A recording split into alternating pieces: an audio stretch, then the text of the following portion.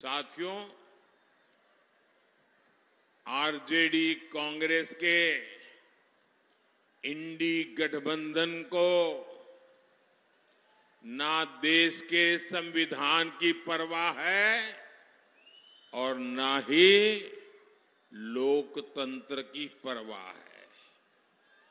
ये वो लोग हैं जिन्होंने दशकों तक बैलेट पेपर के बहाने लोगों का, गरीबों का अधिकार छीना।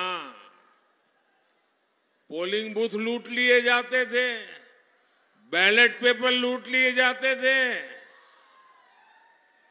बिहार के लोग साक्षी हैं कि कैसे आरजेडी कांग्रेस के शासन में चुनावों में मतदान पत्र, बैलेट पेपर लूटे जाते थे। इतना ही नहीं, गरीबों को तो वोट डालने के लिए घर से बाहर भी नहीं निकलने दिया जाता था। मेरे दलित भाई बहन, मेरे पिछड़े भाई बहन, उनको तो डंडे के चोट पे घर के बाहर निकलना मना कर दिया जाता था। अब जब गरीबों को, देश के ईमानदार मतदाता को ईवीएम की ताकत मिली है, तो ये जो चुनाव के दिन लूट चलाते थे, वोट हड़प करने के खेल खेलते थे, इन लोगों से बर्दाश्त नहीं हो रहा था। अभी भी वो परेशान है और इसलिए उनका दिन रात यही काम रहता है, कैसे भी करके ईवीएम हटना चाहिए, ये बटन दबाने वाला खेल बंद होना चाहिए, यही उनका खेल चल रहा है। इंडी गठबंधन के हर नेता ने ईवीएम को लेकर जनता के मन में संदेह पैदा करने का पाप किया है। लेकिन आज देश के लोकतंत्र की ताकत देखिए, बाबा साहब आंबेडकर के संविधान की ताकत देखिए। आज सुप्रीम कोर्ट ने अभी 1-2 घंटे पहले ही मतपेटियों को लूटने का इरादा रखने वालों को ऐसा गहरा झटका दिया है, ऐसा गहरा झटका दिया है कि उनके सारे सपने चूर चूर हो गए हैं। आज उच्च न्यायालय ने, सुप्रीम कोर्ट ने साफ साफ कह दिया है कि बैलेट पेपर वाला पुराना दौर वापस लौट करके नहीं आएगा। आज जब पूरी दुनिया भारत के लोकतंत्र की, भारत की चुनाव प्रक्रिया की, भारत के चुनावों में टेक्नोलॉजी के उपयोग की वाहवाही करती है, तारीफ करती है, तब ये लोग अपने निजी स्वार्थ के लिए बदनीयत से ईवीएम को बदनाम करने पर लगे पड़े थे। इन्होंने लोकतंत्र के साथ लगातार विश्वासघात करने की कोशिश की है। लेकिन आज इन्हीं लोगों को देश की सर्वोच्च अदालत ने, सुप्रीम कोर्ट ने ऐसा करारा तमाचा मारा है, ऐसा करारा तमाचा मारा है, ये अब मुंह ऊंची करके देख नहीं पाएंगे जी।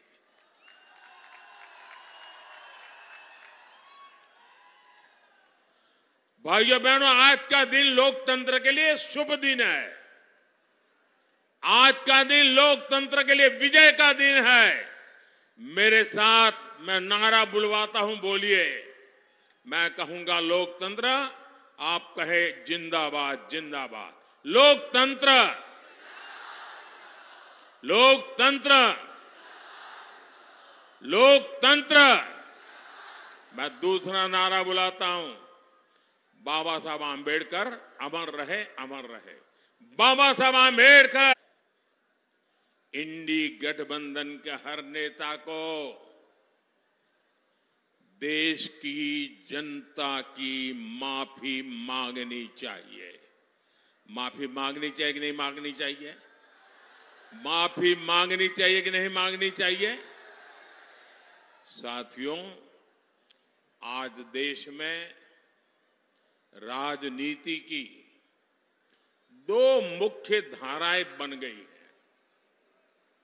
एक धारा बीजेपी और एनडीए की है, जिसका मकसद है देश के लोगों को सशक्त करना, हर लाभार्थी के दरवाजे तक खुद जाकर उसे लाभ पहुंचे। इसके विपरीत एक ऐसी धारा है कांग्रेस और आरजेडी की। इंडी गठबंधन वालों का मकसद है देश के लोगों से छीनना, उन्हें तरसा कर रखना और खुद की तिजोरी भरना। जैसे कांग्रेस हो या आरजेडी, इन दोनों पार्टियों ने बिहार के लोगों को विकास के लिए तरसा कर रखा। इन दोनों पार्टियों ने मिलकर बिहार के करोड़ों लोगों को दाने दाने का मोहताज बना दिया था। किसी के पास खेत खलिहान है तो नौकरी के बदले उसकी जमीन छीन लो। किसी पास नौकरी है तो तनख्वाह छीन लो। किसी के पास गाड़ी है तो गाड़ी छीन लो। कोई थोड़ा भी सामर्थ्यवान है तो उसका अपहरण करवा लो। यही जंगल पिछले 10 साल में बिहार के लोगों को 50,000 करोड़ रुपए, ये आंकड़ा याद रखोगे? मेरे बिहार के लोग तो बहुत जागरूक है। मैं जो आंकड़ा बोल रहा हूं याद रखोगे? जरा आप जवाब दे तो मैं बोलूं। जो मैं आंकड़ा बोल रहा हूं याद रखोगे? जो आंकड़ा मैं कह रहा हूं याद रखोगे? 50,000 करोड़ रुपए से ज्यादा डायरेक्ट बेनिफिट ट्रांसफर के तहत सीधा दिल्ली से आप सब लोगों के खाते में भेजे गए हैं। 50,000 करोड़ रुपया।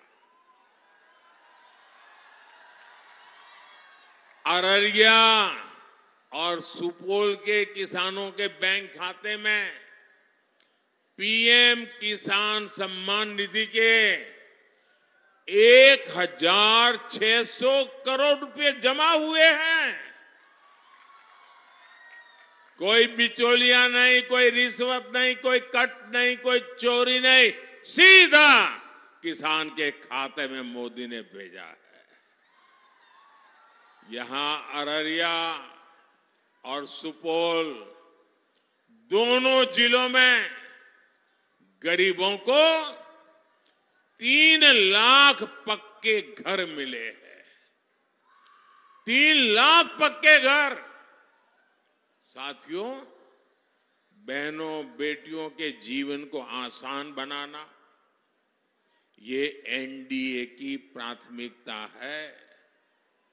बहनों को उनकी सुविधा के लिए नल से जल मिला है, शौचालय मिला है, मुफ्त बिजली कनेक्शन मिले हैं।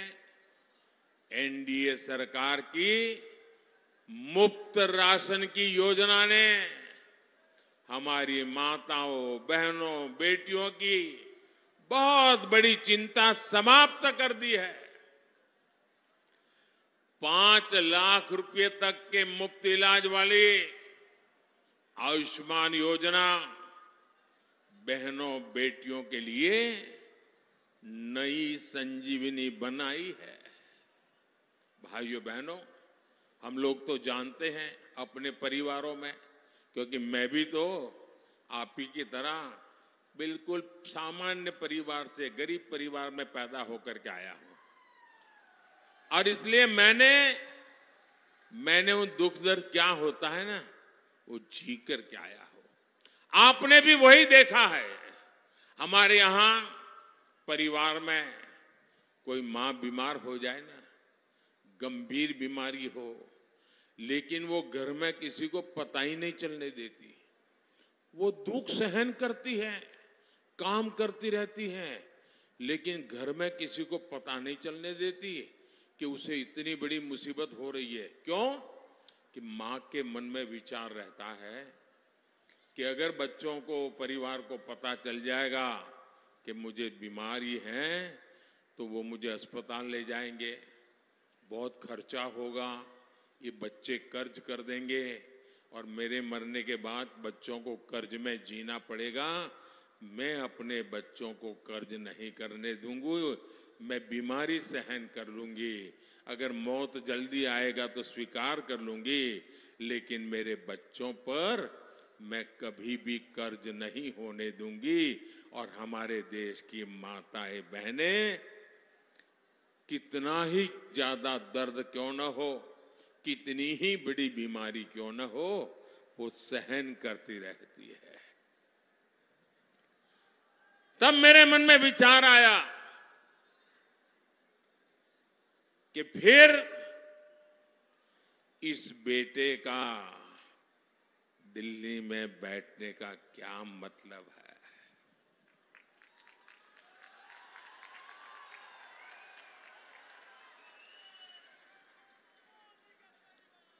अगर गरीब का बेटा दिल्ली में बैठा है, आपका बेटा दिल्ली में बैठा है, तो हर मां मेरी मां है।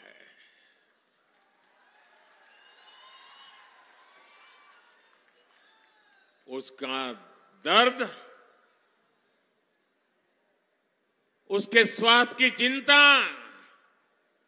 दिल्ली में उसका बेटा करेगा, और उसका इलाज का पूरा खर्चा ये आपका बेटे करेगा। और अब मैं एक नई योजना आपके पास लेके आया हूं। किसी भी जाति बिरादरी में पैदा हुआ हो, कुछ भी कमाता हो, शहर में रहता हो, गांव में रहता हो, अब हर परिवार में बुजुर्ग होते ही होते हैं। 70 साल की उम्र के माता पिता, दादा दादी, नाना नानी, चाचा चाची हमारे परिवार में होते ही हैं, और वो कमा धमा तो सकते नहीं है, और जब कमा धमा सकते नहीं और बीमारी तो आ ही जाती है इस उम्र में, और बीमारी आती है तो जो बच्चे कमाते हैं उन पर खर्च आ जाता है। अब बच्चों के लिए चिंता होती है कि मां बाप की बीमारी में पैसा खर्च करूं कि बच्चों की पढ़ाई में खर्चा करूं, और इसलिए जो 40, 50, 55 साल का बेटा जो मेहनत करके कमा रहा है, उसको एक बोझ रहता है। अब आपका ये बोझ भी मोदी उठाएगा। 70 साल की ऊपर के आपके पर किसी भी परिवार में बुजुर्ग माता पिता है, अब उनका इलाज का खर्चा उनके संतानों को नहीं करना पड़ेगा, ये उनका बेटा करेगा। साथियों, कांग्रेस और आरजेडी आपका हक छीनने की प्रवृत्ति से बाज नहीं आ रहे। अब कांग्रेस ने दलितों, पिछड़ों, आदिवासियों के आरक्षण का हक छीनने की बहुत गहरी साजिश रची है और ये मैं बहुत जिम्मेवारी पूर्वक कहता हूं। देश के संविधान ने, बाबा साहब आंबेडकर ने साफ साफ कहा है कि भारत में धर्म आधारित आरक्षण नहीं हो सकता। लेकिन कांग्रेस पूरे देश में धर्म आधारित आरक्षण के लिए जोर लगा रही है। कांग्रेस चाहती है कि उसका कर्नाटका का आरक्षण का जो मॉडल है वो पूरे देश में लागू हो।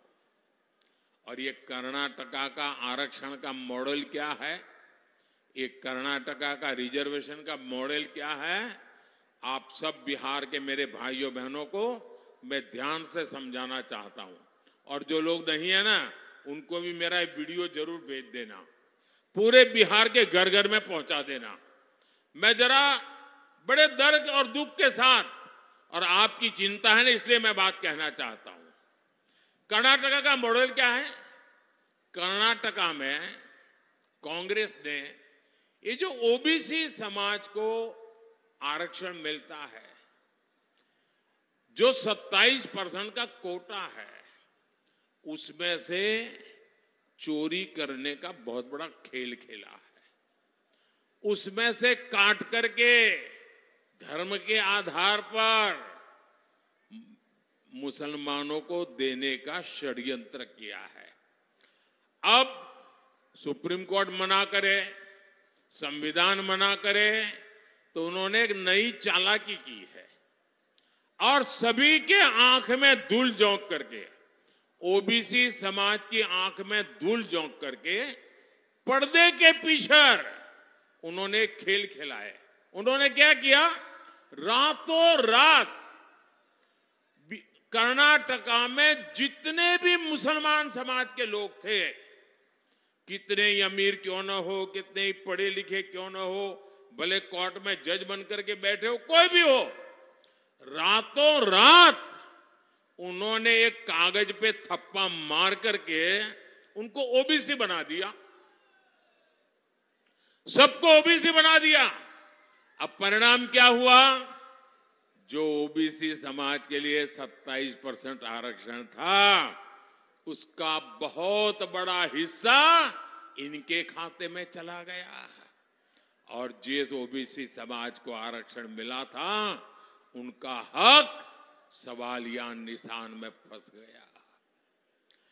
इन्होंने ओबीसी के हक पर डाका डाला है और अब यही काम कांग्रेस यहां बिहार में, देश के और हिस्सों में करना चाहती है।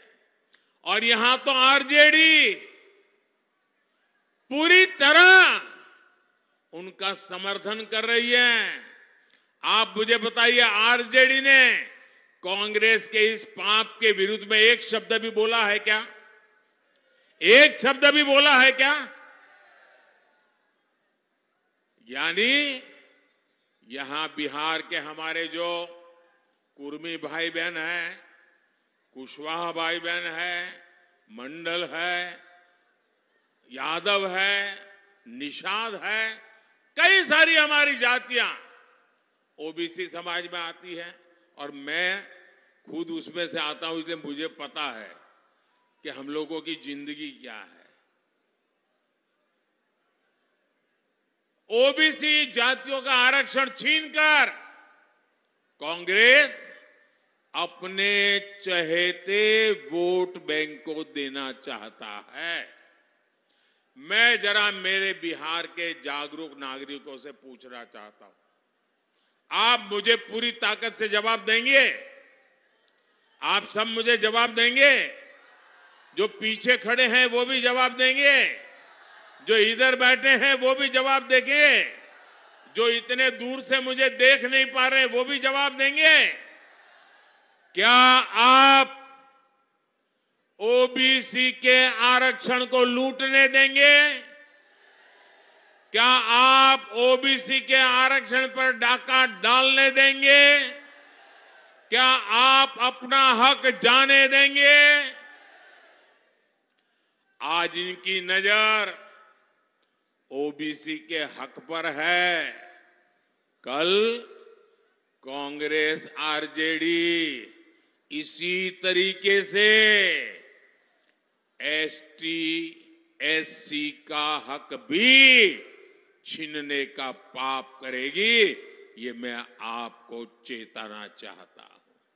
साथियों, तुष्टीकरण के दलदल में कांग्रेस आरजेडी जैसी पार्टियां इतनी धंस गई हैं कि उनके लिए संविधान कोई मायने नहीं रखता। संविधान की भावना मायने नहीं रखती, बाबा साहब आंबेडकर की बात मायने नहीं रखती। 2011 में जब दिल्ली में आरजेडी और कांग्रेस की सरकार थी, ये आरजेडी वाले सरकार में थे, तब उस समय के प्रधानमंत्री डॉक्टर मनमोहन सिंह जी की कैबिनेट ने ओबीसी आरक्षण का हिस्सा छीनकर, डाका डालकर धर्म के आधार पर वोट बैंक को आरक्षण देने की मंजूरी दे दी थी। उस समय जागरूक कोर्ट ने इन्हें ऐसा करने से रोक दिया था। बावजूद इसके ओबीसी कोटे से अपने वोट बैंक को आरक्षण देना सुप्रीम कोर्ट के मना करने के बाद भी इन्होंने घोषणा पत्र में रखा। साथियों, जब मैं कांग्रेस द्वारा सिर्फ मुसलमानों को प्राथमिकता दिए जाने की बात करता हूं, इंडी गठबंधन का भेदभावपूर्ण रवैया देश के सामने रखता हूं, तो कुछ लोग आग बबूला हो जाते हैं। उनकी पूरी इकोसिस्टम पिछले एक सप्ताह से मेरे बाल की खाल उधेड़ रही है, मेरे बाल नोच रही है। आज मैं इन सबको चुनौती देता हूं। पहले तो समझ ले, 25 साल हो गए, आपने मुझे बहुत डराने की कोशिश की, अभी तक नहीं डरा पाए हो। अब कोशिश बंद कर दो। साथियों, इन्होंने यहां तक झूठ फैलाया कि अभी डॉक्टर मनमोहन जी ने ऐसा कहा ही नहीं था कि देश के संसाधनों पर पहला हक मुसलमानों का है। लेकिन साथियों, आज डॉक्टर मनमोहन सिंह जी का एक और पुराना वीडियो सामने आया है, जिसमें फिर से वो वही कह रहे हैं कि देश के संसाधनों पर पहला हक मुसलमानों का है। और ये वीडियो सामने आने के बाद कांग्रेस और उसका इकोसिस्टम, जो आए दिन मोदी को गालियां देता था, आज उनको जैसे सांप सूंघ गया है, सांप सूंघ गया है। जो मीडिया पहले के बयान को गलत ठहरा रही थी, उसने भी चुप्पी साध ली है। और मैं दिल्ली में उन मीडिया के लोगों को रात देर जाकर के देखा था। मैं आज उनकी व्यक्तिगत रूप से आलोचना करना नहीं चाहता हूं और नहीं ऐसे लोगों के लिए कुछ कहना चाहता हूं, लेकिन मैं देख रहा था बिना सबूत, बिना जानकारी, बिना फैक्ट चेक किए एकदम से मोदी पर हमला बोलने के लिए नए नए शब्दों का श्रृंगार कर रहे थे। आज वीडियो सामने आ गया है।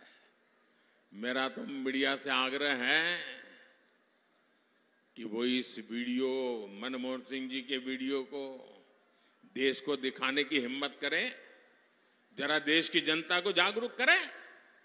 नहीं करेंगे, ये इनका इकोसिस्टम है, देखना आप शाम तक गोलमोल करके डिब्बे में बंद कर देंगे। देश को भी जानना चाहिए कि इंडी गठबंधन ने 10 वर्षों तक किस मानसिकता से सरकार चलाई है। भाइयों बहनों, मैं खुल करके कह रहा हूं, पहले दिन से कह रहा हूं, इस देश के जो संसाधन है, इस देश की जो भी संपत्ति है, इस देश की जो भी संभावनाएं हैं, अगर उस पर पहला किसी का हक है तो मेरे देश के गरीबों का है, मेरे देश के मजदूरों का है, मेरे देश के खेत में मजदूरी करने वाले किसानों का है, मेरे देश में गरीबी में जीने वाली मेरी माताओं बहनों का हक है। किसी भी धर्म के क्यों न हो, लेकिन अगर वो गरीब है तो पहला हक उस गरीब का है। ये मोदी की सोच है। कांग्रेस ने जिस तरह अपनी वोट बैंक पॉलिटिक्स के लिए देश के हिंदुओं के साथ भेदभाव किया, पक्षपात किया, आज कांग्रेस की कलई खुल गई है। साथियों, इस बार भी जो मुस्लिम लीगी घोषणा पत्र कांग्रेस ने जारी किया है, और मैंने पहले दिन कहा था, ये कांग्रेस का मैनिफेस्टो पर मुस्लिम लीग की छाप है। और उसका भी सार यही, सत्ता के लिए छटपटा रहे लोग संविधान तक बदलने की हद तक जा सकते हैं। भाइयों और बहनों, यहां नीतीश जी के नेतृत्व में इतने सालों से हम मिलकर सरकार चला रहे हैं। हर जाति, हर समुदाय, हर धर्म के लोगों के विकास के लिए काम कर रहे हैं। हमने किसी से कुछ नहीं छीना, संविधान के हिसाब से सबको ध्यान रखा। लेकिन कांग्रेस और आरजेडी जैसी पार्टियां अपने स्वार्थ में संविधान की मूल भावना के खिलाफ जा रही है। भाइयों और बहनों, जब कोई भी देश आगे बढ़ता है तो उसके नागरिकों की संपत्ति भी बढ़ती है, उनकी कमाई भी बढ़ती है, उनके अवसर भी बढ़ते हैं। बीते 10 वर्षों में भारत की भी संपदा, भारत के संसाधन कई गुना बढ़े हैं। अब आप मुझे बताइए, ये जो देश के संसाधन है, इन पर पहला हक गरीबों का है कि नहीं है? मेहनत कश लोगों का है कि नहीं है? जो देश को बनाते हैं उनका हक है कि नहीं है? ये हक आपका है और मोदी आपका है। ये हक गरीब का, दलित का, पिछड़े का, आदिवासी का है। लेकिन आरजेडी और कांग्रेस का कहना है कि इन संसाधनों पर पहला हक उनके वोट बैंक का, खास लोगों का है। कांग्रेस ने कहा है कि वो आप लोगों की संपत्ति का, आपकी जमीन का, आपके खेत का, महिलाओं के गहनों का, स्त्री धन का, अरे मंगलसूत्र की भी जांच करवाएंगे। उन्होंने घोषणा की वो एक्सरे लेकर के आए, एक्सरे निकालेंगे अगर सरकार उनकी बनी, और आपके घर में क्या पड़ा है, कहीं गहना दबा के छुपा के तो नहीं रखा, ये सारा हिसाब किताब निकालेंगे। और फिर आपके पास जो भी थोड़ी बहुत संपत्ति होगी वो छीन कर उसे अपने ये लोग वोट बैंक को दे देंगे। मुझे बताइए, आपके हक का, आपकी मेहनत की कोई भी चीज ये अगर छीनना चाहते हैं, ये खुली लूट होगी कि नहीं होगी? ये खुली लूट होगी कि नहीं होगी? साथियों, हमारे गांवों में सामान्य परिवार के पास कच्चा पक्का छोटा सा घर होता है, खेत खलियान होता है। कई बार खेत घर अपने पुरखों से, माता पिता से मिलते हैं और कई बार वो खुद भी खरीद लेता है। आप सोचते हैं कि आपके जाने के बाद ये आपकी संपत्ति आपके बच्चों के काम आएगी, लेकिन कांग्रेस ने एक नई योजना बनाई है कि आपकी संपत्ति को भी आप अपने बच्चों को पूरी पूरी नहीं दे पाएंगे। वो कहते हैं 50% से ज्यादा, आधे से अधिक संपत्ति ये कांग्रेस वाले कहते हैं कि आरजेडी वाले उनकी सरकार बनेगी तो जब तक कर लेंगे, सब तक छीन लेंगे। आप अपने बच्चे को जो संपत्ति देना चाहते हैं, आपके गुजर जाने के बाद कांग्रेस उस पर 55% टैक्स लगाना चाहती है। और इसलिए आज देश में एक नया नारा गांव गांव से सुनाई दे रहा है, हर गरीब के घर से सुनाई दे रहा है, और नारा कह रहा है, कांग्रेस की लूट, कांग्रेस की लूट, जिंदगी के साथ भी, जिंदगी के बाद भी। साथियों, एनडीए गठबंधन की सोच को एनडीए को दिया आपका वोट रोक सकता है। उनको रोकने की ताकत आपके वोट में है। आप मुझे आशीर्वाद दीजिए, मैं जी जान से लड़ूंगा, लेकिन उनके ऐसे मंसूबे पार नहीं हो रहा। साथियों, इस क्षेत्र में नए हाईवे हो, नई रेल हो, नई ट्रेन हो, ऐसे काम हो रहे हैं। पूर्णिया में इथेनॉल प्लांट से किसानों का कितना फायदा हो रहा है। ऐसा ही काम बिहार में नया निवेश लाएगा और निवेश से नौकरी मिलेगी। इसलिए 7 मई को कमल के फूल और तीर चुनाव चिन्ह पर हर बूथ पर भारी मतदान होना चाहिए।